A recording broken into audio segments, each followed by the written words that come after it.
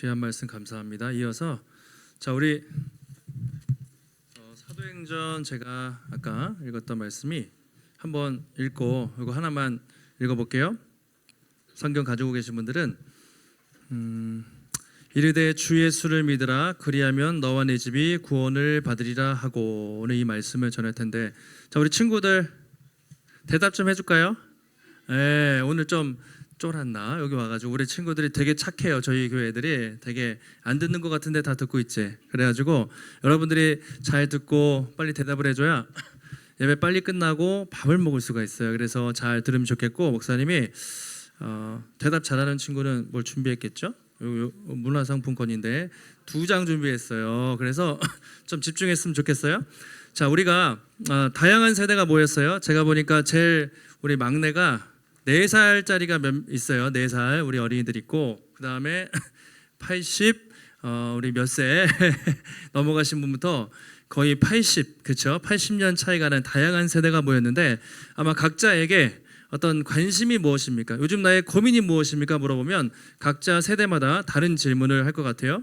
그래서 오늘 목사님이 여기서 안 하고 여기서 한 거는 좀 물어보려고 우리 초등학생부터 물어볼게요. 초등학교 친구들이 요즘 가장 고민 또는 뭐 관심 있는 게 뭐예요?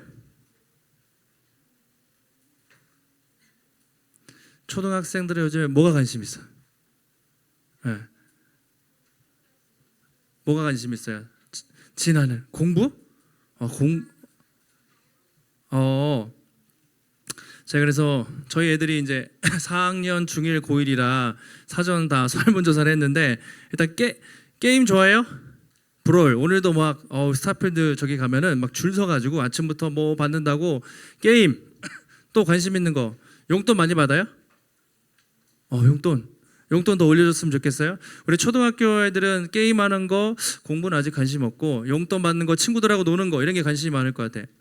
아까 우리 이제 중학교 올라간 친구들은 요즘 고민은 공부. 예, 그렇죠. 이제 중학교 가면 좀 공부 고민이 생겨요. 물론 중학교 간다고 다 공부 고민하는 건 아닌데 이제 좀 일찍 하는 친구들 공부 또 하은이는 뭐 고민 있어요? 고민 없어요? 고민 없으면 좋겠다. 그 다음에 저희 집에 아이폰, 핸드폰 이제 여자애들은 무조건 아이폰이에요. 다른 건 안 돼요. 그 다음에 갤럭시도 좋죠. 다 좋아요. 근데 요즘에는 아이폰 아니면 안 된대 언니들이. 참 그게 좀 그렇죠. 그 다음에 외모. 저희 집에 어떤 애가 하루에 한 10번 이상 거울을 보면서 자기 얼굴에 이렇게 그림을 그리는 오자마자 거울 보고 있고 저녁 먹고 또 거울 보고 있고 또 뭐 공부하는 줄 알았는데 가보면 또 거울 보면서 항상 얼굴에 뭐가 칠해져 있어.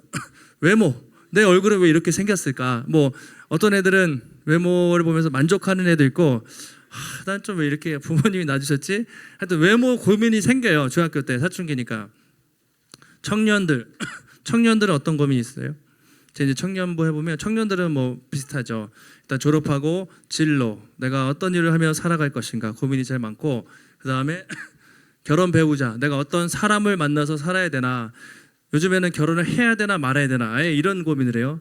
그렇죠? 애는 낳아야 되나 말아야 되나 아주 그런 고민 많이 하는데 다양한 고민들 어른들한테 여쭤보면 안 여쭤볼게요. 고민이 너무 많으세요. 어른들은 늘 이제 아이들은 이렇게 순수하잖아요.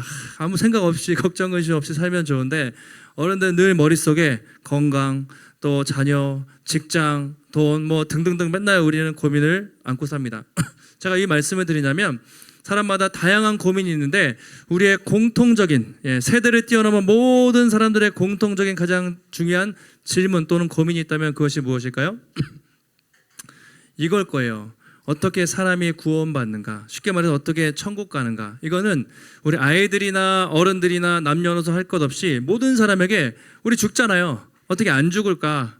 어떻게 그 말은 구원받나? 다시 말하면 어떻게 천국 가나? 그것은 모든 사람들에게 가장 중요한 질문이죠. 우리 친구들한테 물어볼게요. 목사님한테 잘 배웠으니까 우리는 어떻게 하면 구원을 받아요? 하나님 믿으면 정답. 그렇죠. 그러면 조금 더 그 질문에 대해서 오늘 말씀을 통해서 간단하게만 설명을 해드릴게요. 오늘 바울 선생님이 사도 바울 선생님 들어봤죠? 바울이라는 분이 전도를 갔어요. 이제 아시아를 지나서 지금 유럽, 그리스라는 나라 알아요? 그리스라는 나라에 가면 빌립보라는 동네가 있습니다. 거기서 복음을 전하기 위해서 빌립보에 갔습니다. 처음에 갔는데 교회가 없어요. 그래가지고 강가에 갔는데 루디아, 혹시 들어봤나? 루디아라는 여자분이 아줌마인데 그 아줌마가 예수님을 믿고 구원을 받고 온 가족이 세례를 받는 그런 일이 생깁니다. 그런데 바울 선생님이 여기저기 빌립보에서 복음을 전하는데 귀신 들린 여자애가 있었어요. 귀신 들림. 그래가지고 바울을 계속 귀찮게 하니까 바울이 어느 날 어떻게 했겠어요? 너무 막 힘들어가지고 귀신아 물러가라. 그래서 귀신을 쫓았습니다. 그 아이는 나았겠죠? 그런데 문제가 생겼어요. 그 아이가 뭐 하는 아이였냐면 점치는 아이였거든요. 귀신 들려가지고 막 점을 치는 아이였는데 그 주인이 얘가 귀신이 나가서 멀쩡해지니까 점을 못 치잖아요. 돈을 못 벌어요. 그래가지고 바울과 실라를 고발했습니다. 그래서 감옥에 잡혀가게 되는데 엄청 매를 많이 맞고 감옥에 들어가게 됐습니다. 여러분 같으면 어떻겠어요? 우리 어른들 또 아이들. 내가 친구 전도했는데 착한 일 했는데 억울하게 감옥에 갔어요. 그럼 얼마나 화나고 답답하겠죠? 근데 바울하고 실라가 감옥에 들어가서 뭘 했게요? 이거는 찬양했어요. 이거 알아요? 이거 문화상품권 하나 줘야겠다. 이거 찬양하고 거기서 예배를 드렸어요. 한밤중에 하나님 왜 우리를 감옥에 복음 전했는데 감옥에 넣으셨습니까가 아니라 바울하고 실라가 감옥에서 하나님을 찬양하고 예배하는데 간수가 막 듣고 있었어요. 그 순간 나중에 지진이 나서 다 무너지면서 쇠사슬이 풀리고 감옥 문이 열리면서 죄수들이 도망가는 그런 상황이 벌어졌습니다. 바로 앞에 있던 내용이 그런 내용이에요. 자, 그런데 이 사람이 딱 어떻게 했냐면 일어나 보니까 지진 나서 문이 다 열려 있고 다 도망간 줄 알았어요. 그래가지고 칼을 빼서 어떻게 하려고 했을까요? 똑똑한데 어디서 배웠어요 이런 거? 자기를 역시 실력이 있어요. 저희 애들이 자살하려고 했어요. 왜요? 죄수들이 도망가면 간수는 죽어요. 그래서 옥문이 열려서 다 도망간 줄 알고 죽으려고 했는데 바울과 실라가 우리 여기 있습니다. 여기 있지. 안 도망가고 우리 여기 있습니다. 죽지 마십시오. 라고 하면서 오늘 이야기가 펼쳐지거든요. 사진 몇 장 보여드릴게요. 참고로 자, 빌립보에 가면 제가 옛날에 어른들 한번 보여드렸는데 루디아라는 아줌마가 자주장사, 빨간색 옷감을 파는 분인데 예수님 믿고 세례받은 기념교회에 가면 루디아 기념교회라는 곳이 있어요. 그 다음에 저기가 빌립보예요. 자, 저거는 목사님이 제가 직접 작년에 갔을 때 다 찍은 사진인데 저기 기둥 같은 것들을 보면 옛날 빌립보 도시가 있을 때 법원도 있고 목욕탕도 있고 그 다음에 회당도 있고 막 그런 터만 남아있어요. 빌립보라는 지역에. 다음이요. 저런 기둥만 남아있어요. 유적지. 그리고 다음 보여주시면 항상 옛날에는 경기장이 있어요. 에베소, 빌립보 가기만 하면 지금처럼 공연을 하는 경기장이 항상 있어요. 빌립보 경기장이에요. 다음이요. 이거 좀 창피한데, 자, 어떤 사람이 있죠. 자, 제가 저거 자랑하려고 하는 게 아니라 다음 넘겨주시면 저 과목이 바로 오늘 바울이 감옥에 갇혔다고 하는 그 과목이에요. 그러니까 이게 우리가 성경 이야기를 제가 사진을 왜 보여드리냐면 그냥 나쁜 말로 제가 목사님이 거짓말 구라 이런 게 아니에요. 정말 성경의 이야기는 실제 있는 이야기. 그래서 목사님이 1년 전에 빌립보라는 데에 가서 아까 감옥 사진을 찍어 왔잖아요. 감옥이 여러 개 있었는데 아마 빌립보 도시 중에 아까 그 어느 감옥, 아마 그 감옥일 수도 있고 옆에 감옥일 수도 있는데 바로 그 감옥에서 갇혀 있다가 이제 지진이 나서 도망치려고 하는 바로 그 상황에서 오늘 말씀이 있습니다. 그러면서 30절에 한번 이렇게 얘기하죠. 선생들이여, 내가 어떻게 하여야 구원을 받으리까? 자, 아주 중요한 질문이에요. 다 도망가려고 해서 자살하려고 그러는데 죽지 마십시오 하면서 가장 처음으로 뭐라고 질문해요? 선생님 이렇게 부르죠. 선생님은 어떤 말이에요? 존경하는 말이죠. 근데 우리 어린들도 성경을 보시면 선생님 번역보다는 주여라고 되어 있습니다. 퀴리오스. 그러니까 제자들이 예수님을 부를 때 주님처럼 주님이라고 부른 거예요. 주여, 내가 어떻게 해야 구원을 받으리까? 이렇게 이 간수가 질문을 합니다. 자, 그러면 이 간수는 어떻게 갑자기 바울과 실라를 보고 거의 주님이라는 주 이 말은 예수님 또는 로마 황제에게 쓰는 표현이었는데 그런 표현을 썼을까요? 아마도 이 사람은 이렇게 생각했던 것 같아요. 저 사람들이 감옥에 갇혔는데 보통 죄수랑 달라요. 아까도 어떻게 했어요? 찬양하고 예배하고 막 기도했잖아요. 그리고 기도하다가 지진이 나서 다 도망갔는데 안 도망가고 여기 있단 말이에요. 이 사람은 뭔가 다른 사람이다. 하나님의 아들인가? 뭔가 다른 사람인가 보다 싶어서 질문을 합니다. 지금 내가 죽을 것 같은데 내가 어떻게 구원을 받을 수 있겠습니까? 이 말은 당신을 보니까 뭔가 대단한 사람 같은데 혹시 어떻게 영생을 받을 수 있습니까? 이런 질문을 이렇게 하는 거예요. 그때 바울이 뭐라고 대답하냐? 31절 가장 중요하죠. 같이 한번 31절 우리 어른들 아이들 같이 한번 한 목소리 읽겠습니다. 이르되 주 예수를 믿으라 그리하면 너와 내 집이 구원을 받으리라 하고. 아멘. 여러분 이거 액자에 집에 걸려있던 거 본 적 있어요? 이거 사도행전에서 주 예수를 믿으라 그리하면 너와 내 집이 구원을 받으리라. 근데 이게요 바울이 설교할 때 쓴 말이 아니라 감옥에서 간수가 죽으려고 할 때 했던 그런 말이었어요. 참 희한하죠? 내가 어떻게 해야 구원을 받겠습니까? 이 질문은 예수 믿지 않은 모든 사람들의 다 공통 질문이에요. 죽고 싶은 사람 있어요? 다 영원히 살고 싶어요. 그걸 구원이라고 말해요. 죽고 싶지 않고 다 행복하게 살고 싶고 영원히 살고 싶은 마음이 모든 사람들에게 있어요. 그 사람들이 뭘 만들었냐면 종교라는 걸 만들었어요. 인간이 종교를 만들어가지고 그 종교생활 열심히 하면 또는 선행을 열심히 착하게 살면 또는 어떤 사람은 고행을 해요. 어떤 사람은 명상을 해요. 요즘에 단학선언, 기, 그런 거 되게 많아요. 요가, 뭔가 명상을 해요.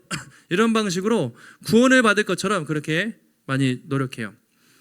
요즘에 사람들의 우상은 뭐냐면 과학이에요. 과학. 과학이 너무 발달했어요. 사람들은 과학이라면 다 믿어요. 또 의학, 그 다음에 정보통신 이런 거 있죠. 아까 핸드폰도 마찬가지로 우주로 로켓을 쏘면서 인간이 뭔가 대단해진 것처럼, 그래서 과학과 의학 기술이 발달하면 우리는 영원히 살 수 있어 라는 착각 속에 이제 빠져 있습니다. 그런데 여러분, 과학이 아무리 발달하고 의학이 발달해도 또는 돈이 많아도 그 어떤 노력과 행위로도 구원을 받을 길이 없어요. 왜냐면 우리는 죽잖아요. 우리 친구들도 어른들도 죽는데 인간이 왜 죽습니까? 그렇죠. 원래 하나님이 창조하셨을 때 우리는 죽는 존재였을까요? 아니었을까요? 우리 원래 영원히 사는 존재였어요. 죽는다는 거는 뭔가 문제가 있기 때문에 죽는 거예요. 원래는 영원히 창조된 존재였는데 죽는다는 건 죄 때문에, 특히 하나님과의 관계가 단절돼서 죽음이 들어왔거든요. 그래서 이 죄와 사망의 문제를 해결해야 되는데 여러분, 과학으로 의학으로 죽음의 문제를 해결합니까? 돈이 많다고 착하게 산다고 그 어떤 것도 해결할 수가 없어요. 그래서 우리에게 예수님이 필요한 거예요. 내가 어떻게 하면 구원을 받겠습니까? 그것은 다른 어떤 것으로도, 물질로도 돈으로도 노력으로도 어떤 것으로도 안 되고 주 예수를 믿으라. 오직 그 길밖에 없다. 예수 그리스도를 믿으면 그로 말미암아 영원한 생명을 얻을 것이다. 그렇게 바울이 말하고 있습니다. 예수님을 믿는다는 것 조금 하나만 더 자세히 설명해 볼게요. 예수님을 믿는다는 건 뭘 믿는 걸까요? 우리 친구들, 하나님을 믿는데 조금 더 구체적으로 예수님을 믿는다. 예수님의 뭘 믿어요? 그렇죠. 부활도 믿죠. 예수님이 우리를 대신해서 어떻게 됐죠? 원래 우리가 죽어야 되는데 예수님이 우리를 대신해서 십자가에서 죽으셨어요. 그리고 끝나셨어요. 3일 만에 다시 살아나셔서 어떻게 됐어요? 그게 무슨 의미예요? 우리를 죄와 사망 권세에서 해방하시고 영원한 생명을 주셨다. 이게 예수님을 믿는다는 거죠. 그것이죠. 그래서 오늘 바울이 그렇게 얘기한 거예요. 당신이 구원받는 것은 다른 어떤 것으로도 안 되고 예수님이 십자가에서 죽으시고 부활하신 것을 믿음으로 말미암아 당신의 죄가 완전히 사함을 받았다. 그리고 이제는 하나님의 자녀가 돼서 하나님을 뭐라고 부릅니까? 아버지라고 부르고 하나님께 나아가서 교제하고 나아갈 수 있는 새로운 길이 열렸다. 이것을 바울이 이야기했습니다. 그러니까 여러분, 예수님 믿어서 요거 잘 생각해야 돼요. 우리가 죽으면 천국 가요? 죽어서 천국 간다 그 말도 틀린 말은 아닌데, 여러분 천국은 지금 시작된 거예요. 하나님 나라는 지금 우리가 예수님을 믿는 순간 이 땅에서부터 예수님이 마음속에 계시기 때문에 이미 우리는 천국을 살고 있는 거지, 하나님 나라에 살고 있는 거지, 죽어서 천국 간다 이것은 50점짜리 대답이에요. 그래서 항상 내가 예수 믿으면, 예수를 믿었기 때문에 이미 우리 안에 영원한 생명이 있고 지금 우리는 이미 천국을 살고 있는 거예요. 그리고 죽으면 더 좋은 천국에서 영원히 주님과 거하게 되는 것이죠. 노래 요즘에 아까 온 땅이여 막 애들이 파이디어 막 되게 세련된 노래를 부르는데, 옛날에 목사님 때는 이거 옛날 노래인데 우리 권사님들이나 옛날에 교회 다니신 분들 나는 구원 절차 올라타고서 이거 아시는 분 계시죠? 그리고 돈으로도 못 가요, 이거 옛날 노래인데 혹시 아세요? 예, 돈으로도 못 가요. 요즘 애들은 아예 모르더라고요. 예, 찬양의 트렌드가 다 바뀌었는데 이런 얘기예요. 들어보세요. 퀴즈 나갑니다. 자, 돈으로도 못 가요 하나님 나라, 힘으로도 못 가요 하나님 나라. 그 다음 뭐죠? 저도 다 찾아봤어요. 벼슬로도 못 가요 하나님 나라, 지식으로 못 가요 하나님 나라, 어여뻐도 못 간대요. 예쁜 걸로도 못 가요 하나님 나라, 마음이 착해도 못 간대요. 착하게 살아도 못 간대요. 그러면 어떻게 해야 천국을 가는가? 옛날에 저희 목사님들은 이 프로젝트가 없어서 이만한 종이에다가 매직으로 써가지고 우리 전도사님들이 이렇게 뭐 넘기면서 했었어요. 제 어릴 때 생각에 막 나는 구원 열차 올라타고서 막 그런 했는데, 자 후렴에 자 퀴즈 나갑니다. 한번 띄워주실까요? 돈으로도 못 가요. 아까 이걸로 못 가요 그랬잖아요. 이거는 바로 문상 나갑니다. 이거 자 땡땡땡으로 가는 나라 하나님 나라, 땡땡땡으로 가는 나라 하나님 나라. 여기 들어갈 내용이 뭘까요? 자 리에가 먼저 손 들었는데, 자 믿음으로, 자 앞에 뒤에는 믿음으로 가는 나라 맞습니다. 앞에 두 개죠. 두 개가 있어요. 자 일단 50점. 네.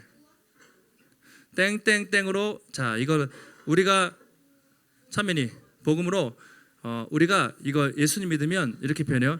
다시 태어난다, 두 번 태어난다라는 말을 땡땡땡 이렇게. 자 힌트 드릴게요. 요한복음 3장에 니고데모라는 사람이 예수님하고 갔어요. 어떻게 하면 구원받습니까? 그러자 예수께서 이르시되 사람이 뭐뭐하지 않으면 하나님의 나라를 볼 수가 없다. 두 번 태어난 거. 자 이거는 그냥 얘기하겠다. 어렵죠. 거듭, 거듭나면 가는 나라, 두 번 태어난다 이거예요. 그래서 좀 난이도가 상이었나? 난이도 상이었습니다. 그래도 리에 있다 하나. 어떻게 천국 가냐면 이런 아까 말한 것처럼 이런 행위로는 못 간다는 거예요. 아무리 착하고 노력하고 지식으로도 못 가고 거듭나야 가요. 그거는 예수님 믿을 때 성령님이 우리 안에 들어오셔서 옛사람은 죽고 새 사람이 생기면서 다시 태어난 거예요. 그걸 이제 좀 어려운 말로 중생이라고 하는데 그거 우리 친구들은 몰라도 되고, 거듭나고 다시 태어난 사람들만이 구원을 받는다. 예수님이 사람이 물과 성령으로 거듭나지 아니하면 하나님 나라에 들어갈 수 없다 그렇게 얘기해요.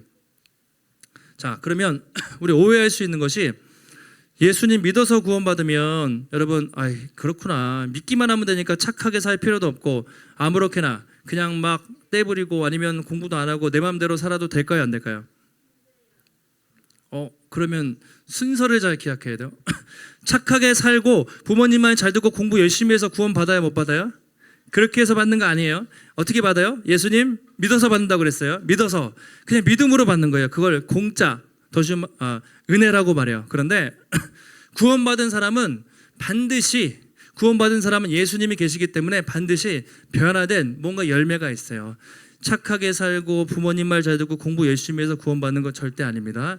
예수님 믿음으로 공짜로 받아요. 그런데 정말 예수님의 마음에 모신 사람은 그 마음의 기쁨 때문에 부모님에게 잘하겠죠.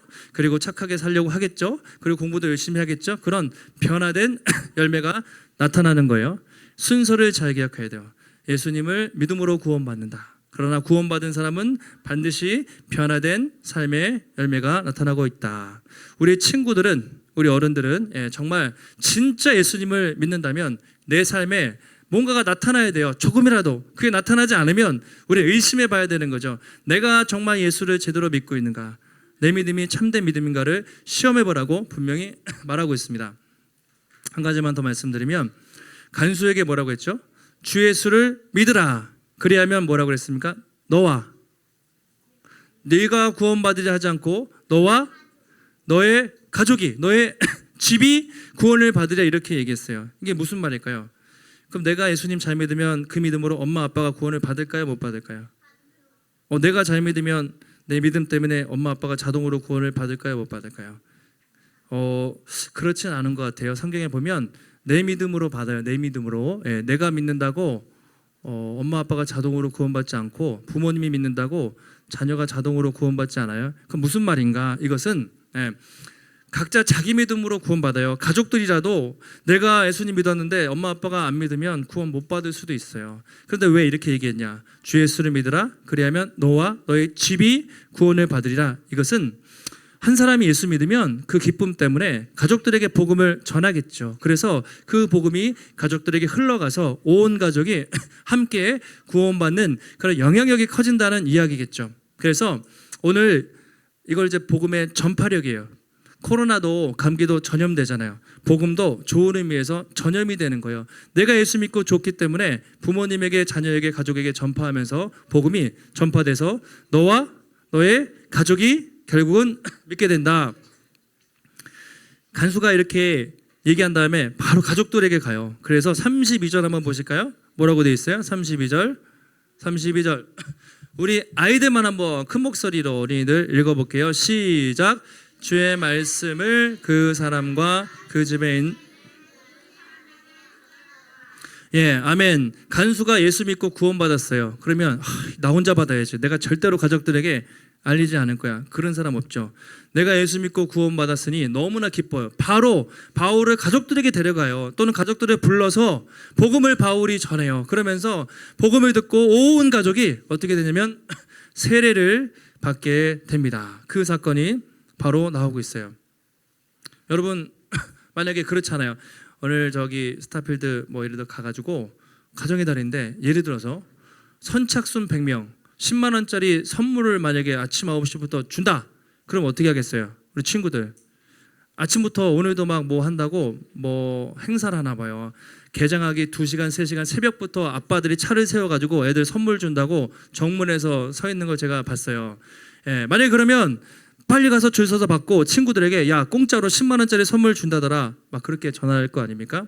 하물며 우리가 예수님을 믿고 구원을 받아서 생명을 얻었기 때문에 이 간수가 바로 달려가서 가족들에게 복음을 나누고 온 가족이 기뻐하면서 세례를 받는 장면이 오늘 나오고 있습니다. 그래서 주 예수를 믿으라. 그리하면 너와 너를 통해서 너의 가족들도 너의 복음 전파로 인해서 가족들도 예수를 믿을 것이다. 이런 의미로 우리가 이해할 수가 있겠습니다.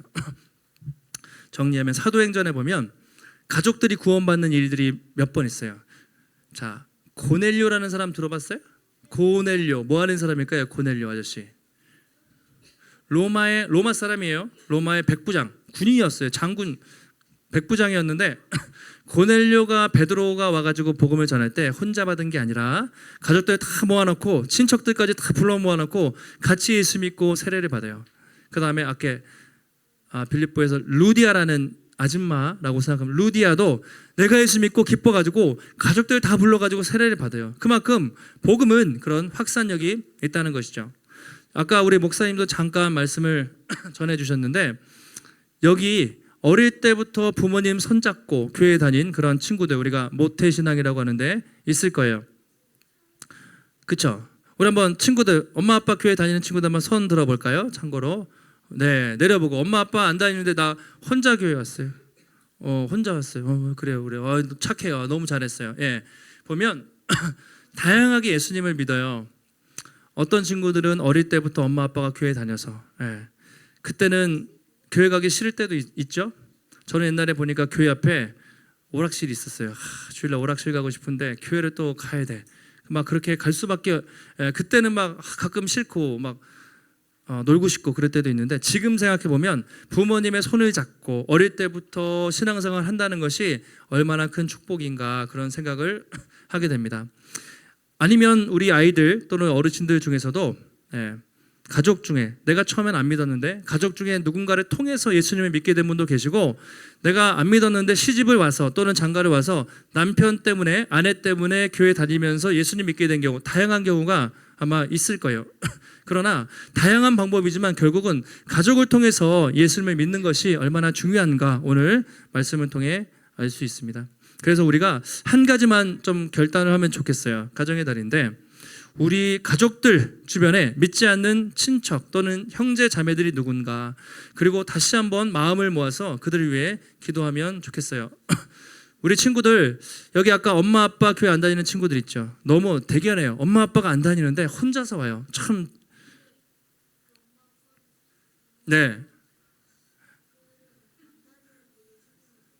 예, 그런 경우, 엄마 아빠가 예수 믿는데 교회를 안 다니는데 그런 경우도 있어요. 근데도 왔어요. 너는 가, 나는 아직 나중에 갈게. 그런 경우도 있고, 아예 안 믿는 경우도 있고 있는데, 그런 친구들은 우리 연우도 부모님 안 믿으시니까 편지를 쓰는 거예요. 5월 어버이날은 지났지만 다시 한번 이렇게 편지를 쓸 때 꼭 다음에 이렇게 쓰세요.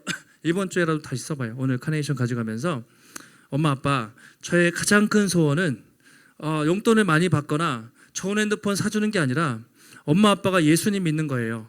다른 친구들이 교회에 올 때 엄마 아빠랑 같이 오는데 나는 참 그게 부러워요. 그래서 언젠가 엄마 아빠도 예수님 믿고 함께 예배드리면 좋겠어요 라고 마음을 담아서 꼭 편지를 이번에 써보면 좋겠어요.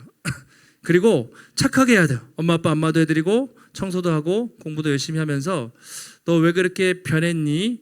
그런 얘기를 참 들으면 좋겠죠. 그러면 뭐라고 해야 돼요? 교회에 다녀서 제가 예수님 믿어서 그래요 라고 대답을 하면 엄마 아빠가 얼마나 대견해 할까. 그래서 다시 한번 마음이 담긴 편지를 한번 써보고, 그리고 꼭 기도를 하세요. 정말 우리 엄마 아빠 손잡고 교회 나올 수 있도록 기도했으면 좋겠어요. 우리 어르신들도 마찬가지입니다. 이곳에 계신 분들 중에 자녀들이나 주변 가족들 중에 부모님 믿지 않는 형제 또는 자녀 또는 부모님 계실 텐데 우리가 다시 한번 마음을 모아서 기도하면 좋겠어요. 가족 전도가 제일 힘든 것은 그거예요. 꾸준히 하는 게 힘들어요. 왜냐면 우리가 당장 믿으면 좋겠지만 그게 쉽게 변하지 않거든요. 가족 정도는 지속적으로 포기하지 않고 어떻게 해요? 꾸준히 꺾이지 않는 마음이 중요합니다. 이분이 5년 뒤에 믿을지 10년 뒤에 믿을지 30년이 걸릴지 아니면 오래 믿을 수도 있어요. 그런데 하나님이 역사하시면 반드시 이 가족들이 믿는다라는 믿음을 가지고 포기하지 않고 또 기도하면서 복음을 전하는 것이 중요할 것 같아요. 큰 오래된 교회 가보면 저희는 이제 아이로 따지면 4살 반인 거예요. 교회 설립된 지 4년 딱 반 됐습니다. 50년 100년 된 큰 교회들 가보면 제가 3대째 또는 증조 고조 할머니 4대째 같이 손잡고 교회 다니는 그런 가정들을 볼 때가 있습니다. 예전에는 별 생각 못했는데 다시 한번 생각해 보니까 참 좋은 것 같아요. 저희는 아직은 그런 경우들이 없지만 제가 한번 세 보니까 한 3가정 4가정 정도는 할머니 할아버지 그리고 엄마 아빠 자녀들까지 믿는 가정이 저희도 몇 가정 돼요. 그리고 예전에 교회 다니다가 지금 쉬고 있는 그런 아마 우리의 자녀들이나 주변 사람도 있을 것 같습니다. 우리가 한번 기도했으면 좋겠어요. 지금 신앙생활 쉬고 있는 나의 자녀들 또는 형제들 또는 부모님이 언젠가 또 예수님 다시 교회에 나오고 믿지 않았던 우리 가족들이 예수님 믿고 나오는 것이 얼마나 아름다운가. 여러분 앞으로 우리 교회 안에도 이제 시간이 흘러갈수록 3대째, 4대째, 5대째 예수 믿고 또 신앙이 전수되는 믿음의 명문 가정들이 더 아름답게 더 많아지기를 주님의 이름으로 축복합니다. 오늘 주일학교 아이들, 우리 어르신들, 우리가 구원받은 자로서 정말 부족하지만 우리의 삶에 조금이라도 변화된 열매가, 성령의 열매가 맺혀서 나를 통해서 예수님의 향기가 여러분들의 가족들에게 잘 전달이 되어서 여러분들을 통해서 가족과 이웃과 친척들에게 또 생명의 복음이 흘러가는 아름다운 축복의 통로가 우리 모두 되시기를 예수님의 이름으로 축복합니다. 기도하겠습니다.